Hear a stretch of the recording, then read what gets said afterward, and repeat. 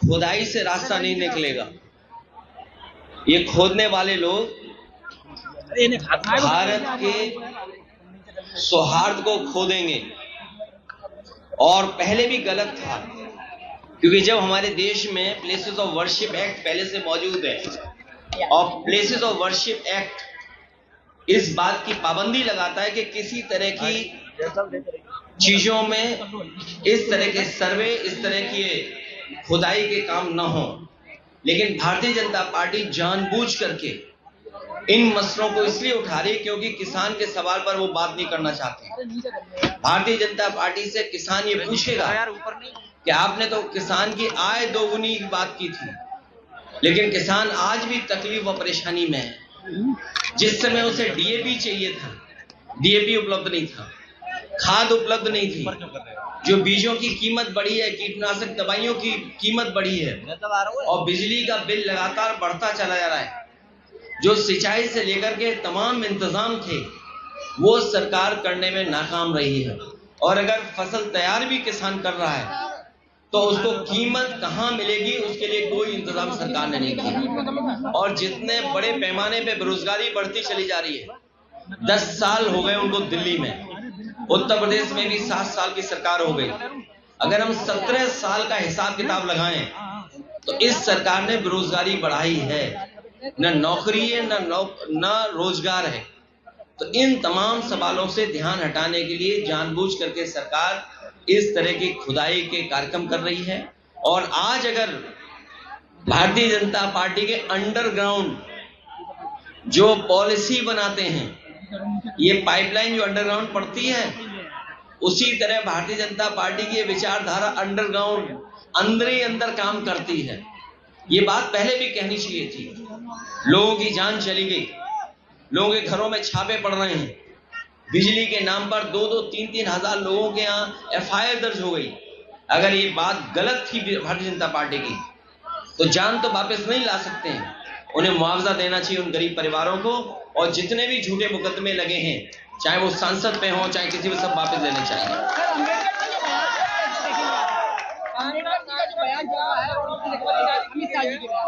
देखिए, बाबा साहब भीमराव अम्बेडकर जी ने हमें संविधान दिया है और लोकतंत्र में ये हमारे लिए रक्षा कवच का काम करता है। संविधान हमारे लिए, आपके लिए ये संविधान रक्षा करता है, हमें आपको सम्मान दिलाता है। और जानबूझ करके भारतीय जनता पार्टी अपमानित करना चाहती है। ये तमाम वो लोग हैं जिन्होंने कभी सम्मान नहीं किया संविधान का, लोकतंत्र का और बाबा साहब भीमराव अम्बेडकर का। जो बीजेपी के लोग, केवल एक नहीं, बीजेपी के सभी लोगों को माफी मांगनी चाहिए। सर, अब समाजवादी पार्टी आखिर कहां तक जाएगी? समाजवादी पार्टी जनता के बीच जाएगी, इन किसान भाइयों से, नौजवानों से अपील करेगी, माता बहनों से, कि भारतीय जनता पार्टी लोगों को हराओ। भैया राहुल गांधी को नोटिस जारी हुआ है, राहुल गांधी जी को नोटिस जारी हुआ है कोर्ट में। देखिए, भारतीय जनता पार्टी जानबूझ करके ऐसी बहस छेड़ना चाहती है देश में जिससे उसे लाभ मिले। वो लोकसभा परिसर की घटना है। कई बार लोकसभा परिसर में ऐसी घटनाएं हुई हैं जिसमें एफआईआर दर्ज नहीं हुई। आपको याद होगा, लोकसभा में देश के बहुत बड़े नेता भारतीय जनता पार्टी के अडवाणी जी, वो 1 करोड़ रुपए लेकर के आए थे और उन्होंने टेबल पर रख दिया था लोकसभा में। क्या उस समय एफआईआर दर्ज हुई थी किसी पे? एक जेपीसी बन गई थी और जेपीसी के माध्यम से उस पर चर्चा कर करके जो कार्रवाई करनी थी वो विधान लोकसभा के अंदर हुई। लेकिन ये जानबूझ करके भारतीय जनता पार्टी लोगों को डराना चाहती है। एफआईआर से, झूठे मुकदमों से कोई डरने वाला नहीं है। भैया, समाजवादी पार्टी के बाराबंकी के विधायक सुरेश यादव ने कहा कि भारतीय जनता पार्टी आतंकवादी संगठन है। सर, हो सकता है उन्होंने ज्यादा कह दिया हो, उन्हें ये लगा हो जो नफरत फैलाने वाला दल है। आप नफरत फैलाने वाले दल को क्या कहेंगे? जो दल ये जानता हो कि इस घटना के बाद लोगों की जान चली जाएगी, उस दल को आप क्या कहेंगे? केवल एक जगह नहीं, कई उदाहरण मैं दे सकता हूं जहां पर भारतीय जनता पार्टी ने इसी तरह नफरत फैलाने का काम किया है। भैया संभल में मंदिर जगह जगह निकल रहे हैं और शहरों में भी ये स्थिति बनती जा रही ये है। फिरोजाबाद तो बहुत पुराना शहर है, यहाँ अगर खोद दो तो न जाने क्या मिले। कई ऐसे भाजपा के नेता हैं, उनके घर खुद जाए तो न जाने क्या मिलेगा उसके अंदर। भाजपा के नेताओं के भी घर खुद जाएं तो न जाने क्या मिलेगा उसके अंदर। हमारा आपका घर खुद जाए, पता नहीं क्या मिलेगा। ये धरती कब से है? मान लो हम भगवान श्री कृष्ण जी को याद कर रहे हैं, तो 5000 साल हुए भी, 5000 साल ही हुए क्या स्वामी जी? कितने साल हो गए? 5000 साल की तो हम इतिहास जानते हैं। ये धरती 1 लाख साल से है, और मनुष्य कब से आ रहे हैं, कब से जा रहे हैं। तो कहीं खोद दो के क्या ना मिल जाए वहां पर। सर संभल सांसद जी पे बिजली चोरी को और कोई मुकदमे उन पर लगा। अरे पत्रकार साथी, जालौन में एक पत्रकार ने भारतीय जनता पार्टी के खिलाफ न्यूज निकाल दी, उसके कपड़े उतार दिए थे, उसे नंगा कर दिया था।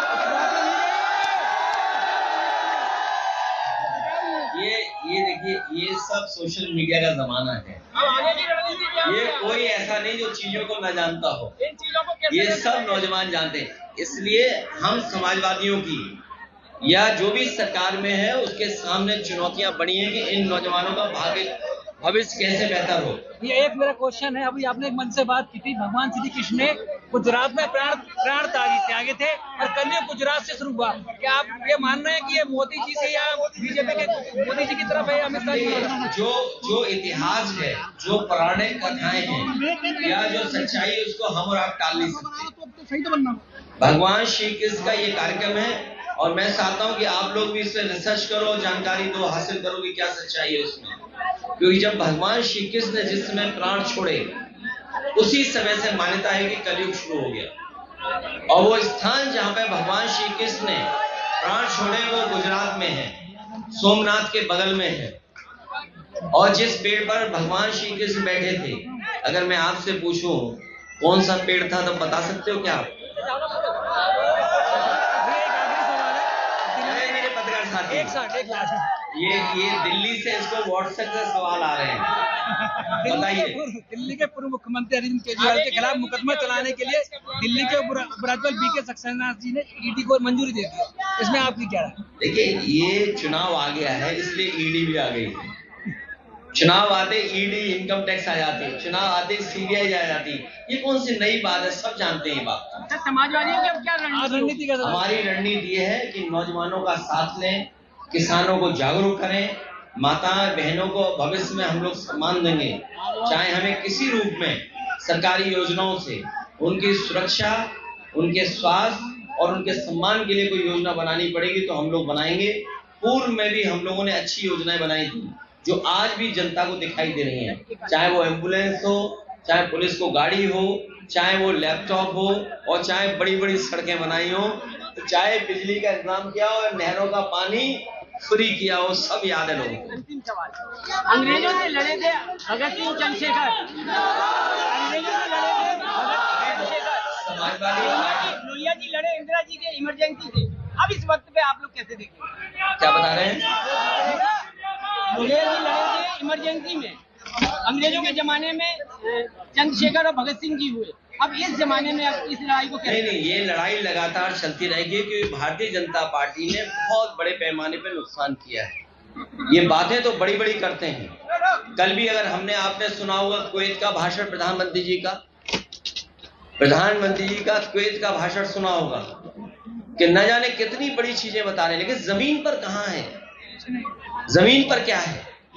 अगर दो लोग सक्सेसफुल हो जाएं तो वो देश के लिए कितना फ्रूटफुल साबित होंगे।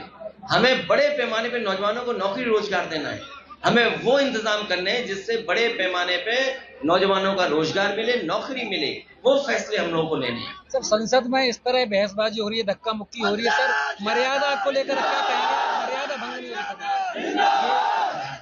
ये सत्ता पक्ष में जो सरकार के लोग हैं उनको सोचना समझना चाहिए था। सरकार रास्ता निकालती है, स्पीकर के माध्यम से अगर कोई ऐसी घटना हुई थी तो सभी पॉलिटिकल पार्टी के लीडर्स को बुलाया जा सकता था, बात की जा सकती थी। लेकिन आप बहानेबाजी देखिए उनको, ये सब जानते हो आप बहानेबाजी थी। और कई लोगों ने ऐसा कहा है कि ऐसा ड्रामा तो एक्टर भी नहीं कर पा रहे जैसे भारतीय जनता पार्टी के सांसद लोग ड्रामा कर रहे हैं। और फर्रुखाबाद वाले तो सर्टिफिकेट वाले सांसद हैं, वो जनता के जीते हुए सर्टिफिकेट नहीं है। फर्रुखाबाद वाले सर्टिफिकेट से जीते हुए सांसद हैं। हम तो उनसे कहेंगे अगर इलाज दवाई की जरूरत हो तो हम डॉक्टर एक भेज सकते हैं और सलाह ये फ्री दवाई कराएंगे।